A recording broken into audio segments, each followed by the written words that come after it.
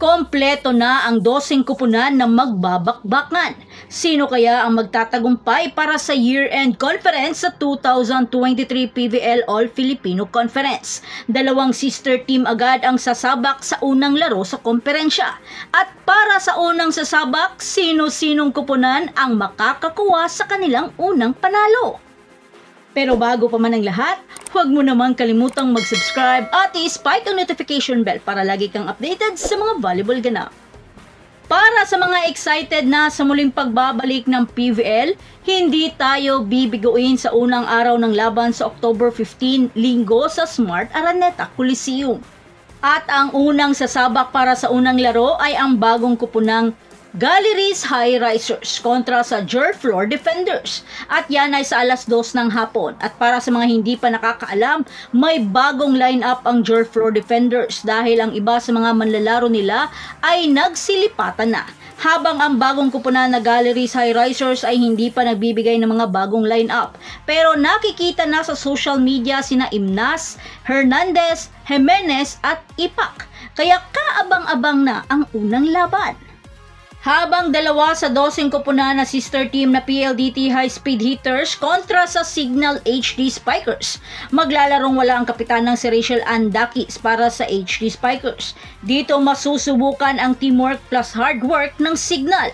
At sa alas 5 ng hapon naman maglalaban ang sister company na ito. At sa alas 7 naman ng gabi ang pinanabikang makitang maglalaban muli ang dalawang sikat at madaming fan base, ang Creamline Cool Smashers kontra sa Choco Mucho Flying Titans.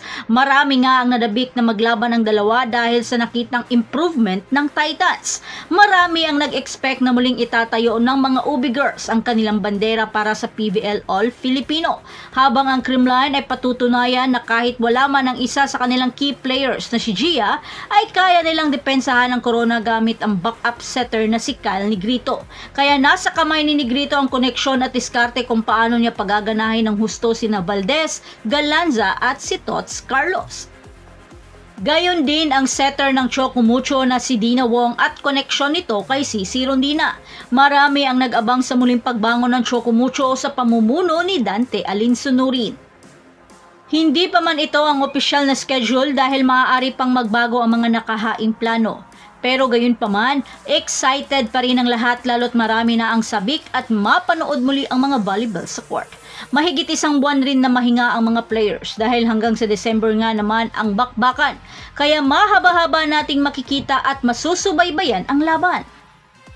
Handang-handa na rin ang bagong dating na NX-led Chameleon na pinamumunuan ng Japanese coach na si Taka Minowa at ang bagong lineup nito. Kaya maraming mga fans ang pinaglalaban na ang dalawang coach ng Akari at NX-led dahil masusubukan rin ang galing ni Debrito. Agree din ba kayo? Kaya huwag nang magpahuli at salamat sa mga sumusuporta sa channel na ito at huwag nyo namang kalimutang mag-like, mag-subscribe at i-spike ang notification bell para lagi kayong updated sa mga volleyball ganap. And thanks for watching.